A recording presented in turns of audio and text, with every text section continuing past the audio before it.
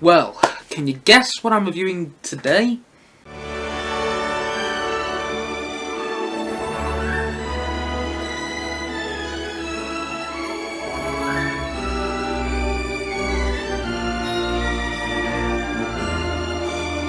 E.T. the Extra Terrestrial. E.T. the Extra Terrestrial was released in 1982, almost 40 years ago now. Wow. 38 years ago now. Wow. Anyway, the film was directed by Steven Spielberg. Oh, it feels good to say that name when I'm reviewing a film. And the film has music once again by John Williams in an Oscar-winning score this time. He won an Oscar for the music of the film, and well, that's completely understandable. And the film stars Henry Thomas as Elliott, essentially the main character of the film. Also, the film stars a very young Drew Barrymore as Elliott's younger sister, Gertie, in the film. Also, the film stars Robert McNaughton as Elliott's older brother in the film, Mike, or Michael, whichever way you're going to refer to him as. I'm going to refer to him as Mike for the sake of this review. Also, the film stars Dee Wallace as Elliott's mother in the film. And also, this film stars Peter Coyote as a very unusual scientist in this film. And basically, if you don't know the plot of this film, you are kind of living under a rock. This is one of the most famous plots, one of the most famous films really in cinema history. It's actually quite a simple plot. Basically, inside the film we see a bunch of ETs down on Earth. And basically, in the opening scene of the film, they leave ET down on Earth. They all go on the spaceship, leaving ET behind. And basically, ET goes down and hides in Elliott's back garden, or specifically in Elliott's shed. And basically, long story short, because we have a few scenes leading up to this, basically, long story short, ET and Elliott become friends. And basically, Elliott takes ET in his care, in his house, to look after him. And basically, as the film progresses, we see Mike, Elliott's older brother, played by Robert McNaughton, react to E.T. And at the same time, we also see Gertie, Elliott's younger sister, played by Drew Barrymore, also react to having E.T. in his house as well. And then, basically, the three siblings, but more specifically Elliott, take care of E.T. as if it's one of their own family. They look after E.T. as if it's part of their own family. But, as the film progresses, Elliott's mother finds out about E.T. Elliott's mother, played by Dee Wallace in the film, and basically she finds out about E.T. and she's really scared about it. And at the same time, the scientists also find E.T. This is a subplot of the film. The subplot of the film is to do with these scientists. Basically, these scientists know that an extraterrestrial being has landed on Earth and is around in this town, in this neighborhood. They know it's about there. They just don't know where it is. And basically, the subplot of the film revolves around these scientists trying to find E.T. They're trying to find E.T. They know it's somewhere, but they just don't know where. And basically, in the third act of the film, they finally find E.T. And basically, I'm not going to give anything away in case you haven't seen the film. If you haven't, by the way, you're missing out. But I'm not going to give anything away in case you haven't seen the film. But in the third act of the film, basically, E.T. have become very ill, and they start doing tests on Elliott and E.T. And at the same time, though, E.T. and Elliott do manage to escape away from the scientists, and there was a very fitting end to their story. And that's basically the plot of the film. So, if you really think about it, it's actually quite a simple plot. You know, it's alien lands on Earth, alien meets boy, boy meets alien, boy takes care of alien, family takes care of alien, scientists find alien, but ultimately alien and boy escape, fitting end. But the thing is, this film is so much more than simple. It's so unique, it's so distinctive, and it's so memorable as well. And so I'm not going to be around the bush on this review. I'm not going to, leave to later on the review to tell you my opinion on the film. Ultimately, this is a fantastic film. It's so, wonderful and at the same time so fantastic to watch, because yes, you have this simple story, this family story to do with Elliott and E.T. and, Elliott's family, but at the same time you also have this really intriguing and interesting subplot on the side to do with the scientists, and that works really well in the film. And in my opinion, there are three major reasons why this film works so well. I think some of the three reasons might surprise you. But anyway, one of the main reasons I think this film works so well is to do more with Spielberg. Now, if you haven't heard of him before,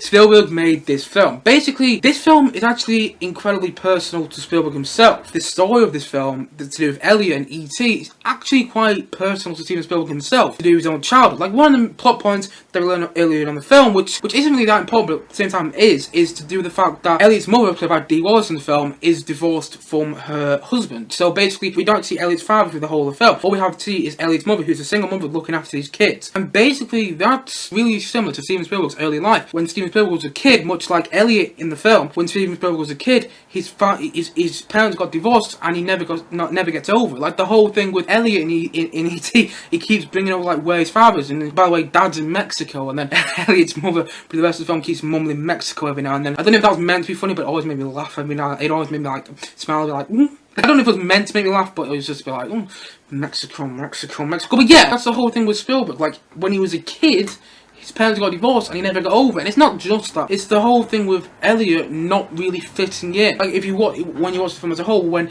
you see Elliott at school with all the other kids, he seems like a bit of an outcast. And also in the scenes where he's with his older brother's friends, he doesn't really fit in. He doesn't really fit in anywhere. Elliott doesn't. And that's the same with Spielberg in his, earlier childhood. He even said himself that he didn't really fit in, when he was a kid. He always seemed like a bit of an outcast. He always seemed weird and everything.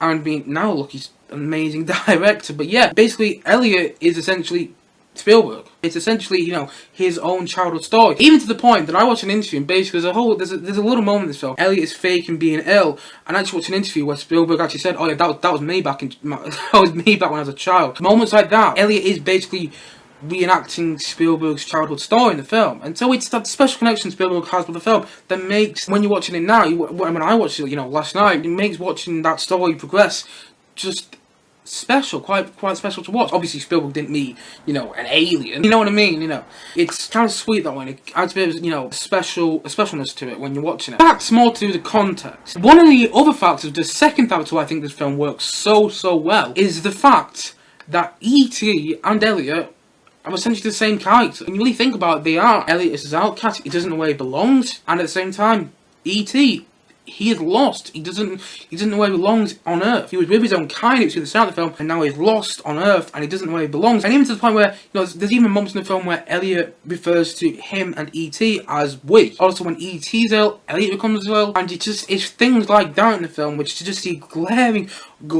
similarities that, they're basically the same character, even to the part of their initials in the film. These two characters are basically the same character, and that works so well in the film, because when you get to the third act of the film, again, I'm trying not to give anything away, but when you get into the third act of the film, it's so emotional to watch that goodbye take place, because they're basically the same character. This is going to be mild spoilers now. I'm going to talk about mild spoilers for the rest of the view, but yeah, Elliott, in the end of the film, is basically saying goodbye to a part of himself, which is, quite emotional to watch. And the third reason I think this film works so well, and you might have guessed it already, because I talk about him in all my Spielberg reviews that I've done yet, is the music by John Williams. I think it's the whole thing with Jaws. I talked about this in my Jaws review. When you meet Jaws, it's not the same film. Honestly, you don't get the bum bum bum bum bum bum bum bum bum bum bum bum. You don't get that if you meet Jaws. Jaws is a completely different film. It doesn't have the same effect. It isn't nearly as good. But in Jaws, you have the John Williams music, and that makes all those shark scenes 10 million times better. And that's the same in E.T. in my opinion. Honestly, without the music in E.T., this film does not nearly have that same effect. Take a look at all the part of the film that takes place at Halloween, where we first see Elliott and E.T. fly for the first time. And basically, it's such a magical scene, but the reason that scene works so well is because of the music. And with the music in that scene, we don't have that magical effect. We don't have that, oh wow, I even watched a clip online on YouTube where basically he took the music out of the scene where we first see Elliott and E.T. fly for the first time on the bike. All you get in that scene is just Elliott go too high, something like that. The music's not there, and it just looks weird. It doesn't work well. Then when you add the music, and you have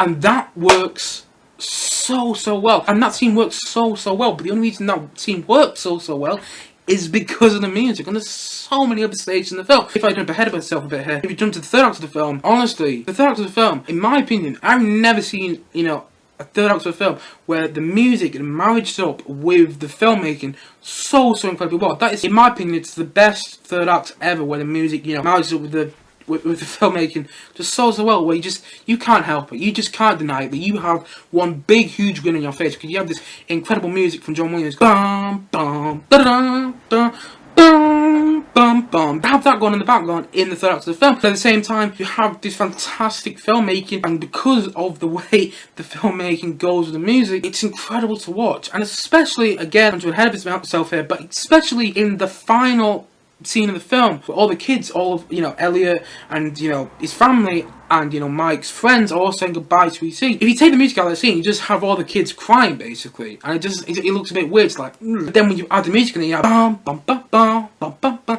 bum bum bum. Classic John Williams fanfare. That scene's so much better with the John Williams music. It really is. And I think, like Jaws, without the music of this film, the film's not the same. I honestly think that it's the music of this film. I completely understand why anyone asks for this film. He also want to ask for Jaws, by the way. I mean, that's a bit of a coincidence, but yeah, I can completely understand why John Williams won an Oscar for the music of this film. Because the music of the film, it just makes the film like a million times more magical. It really does. And there are so many other things I like about the film. But I must admit, there are some things about the film that I don't think are particularly great, especially when I watched it last night. Basically, I'm going to talk more about things I like in this film because there are a lot more, but I'm just going to talk about some slight criticisms I have with the film. First of all, the whole thing with Elliott's mother not noticing that E.T. is living in a house with her. Like, Elliott's mother is played by Dee Wallace in the film, and the performance is good in the film. I really like Dee Wallace in the film, by the way. But the thing is, how does she not notice through large parts of this film, especially on the Halloween scene? She actually takes a picture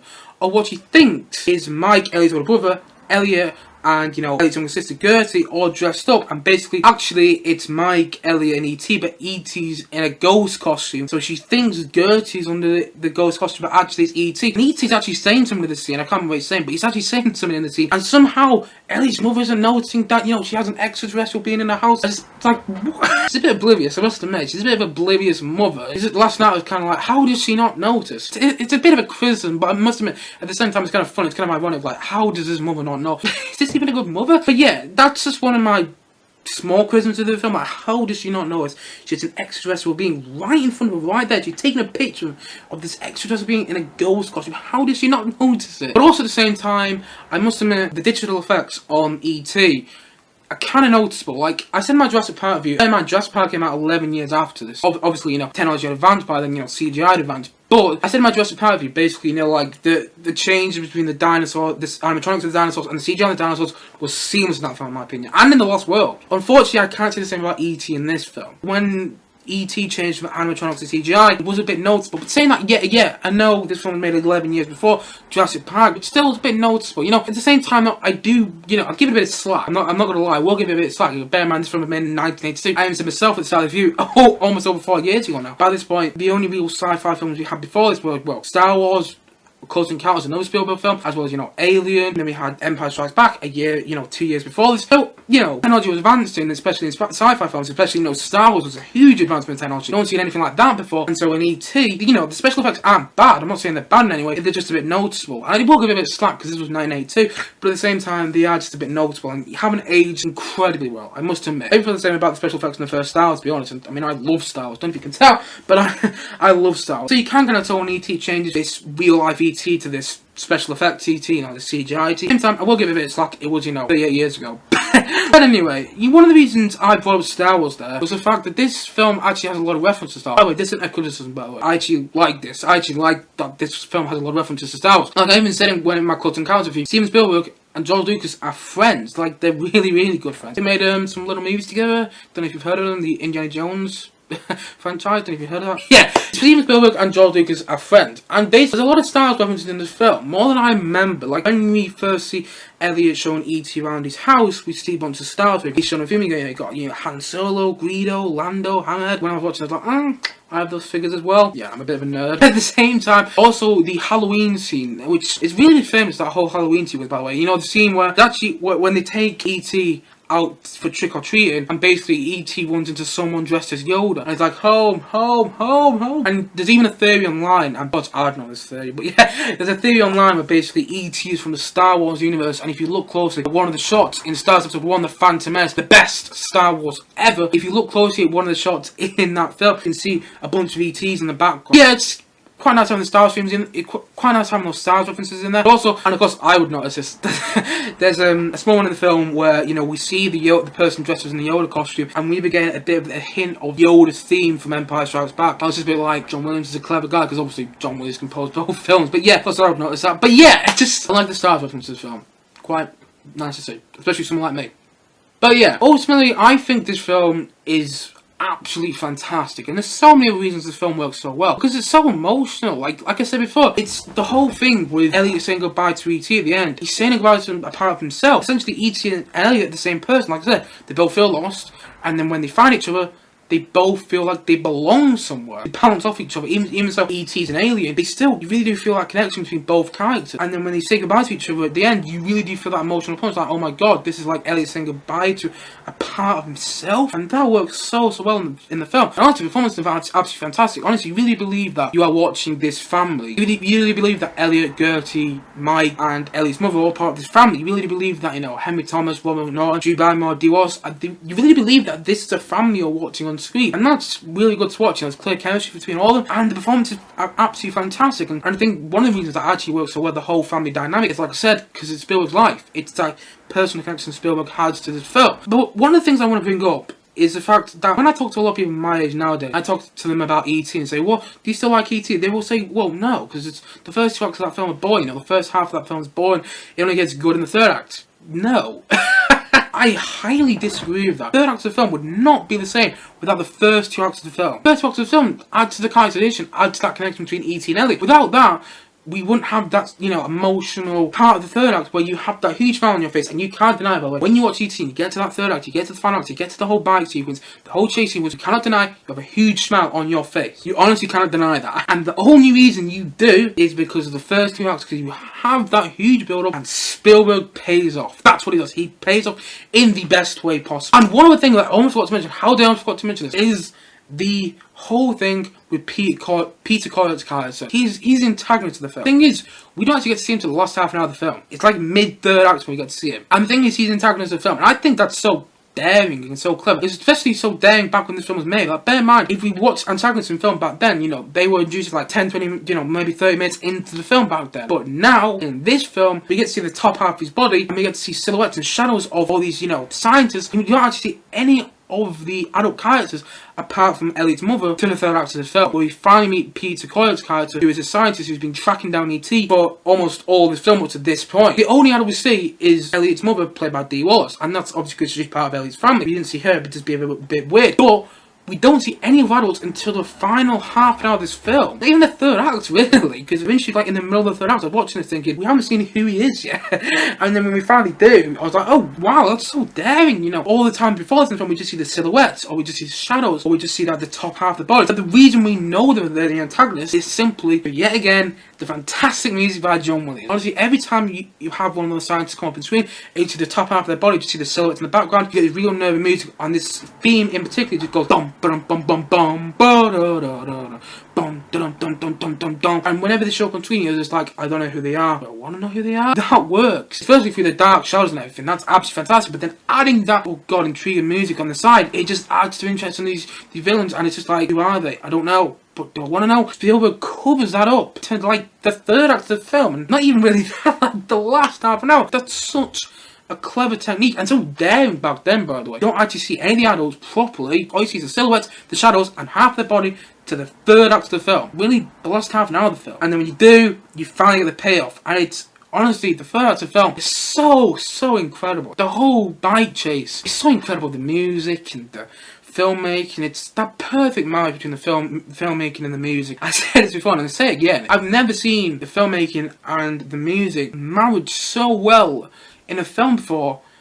Ever. I've never seen it like this ever before this or ever after this. Never been a film, the 3rd act of a film like this one. The whole bike chase, and you get one of my favourite lines in the film, which I just burst out laughing. I forgot it was in the film. Basically, one of the plot lines in the film, which is kind of thrown in and out of the film, is the whole thing with Mike's friends. E.T.'s older brother Mike has a bunch of friends in the film. They don't believe that, Mike and Elliott have been in contact with this extraterrestrial. And then when they finally see him in the 3rd act of the film, one of Mark's friends is just like, can I just beat him up? He just burst out laughing at that part. I was like, but yeah, honestly, the 3rd act of the film is incredible. I honestly don't really have any major criticisms with this film, other than the fact is, how does Elliott's mum not know his E.T. living in this house? And also the fact that I can tell in some stages when E.T. changes from, the special effects E.T. to CGI E.T. to animatronics E.T. I can tell in a few moments, but ultimately, it didn't bother me. I'm not gonna lie, if I sat and thought about this film, I could probably pick out loads of stuff that was wrong with it. If I sat down and probably watched this film, really, picked out everything that's wrong with it, I bet I could pick out loads of things. But the thing is,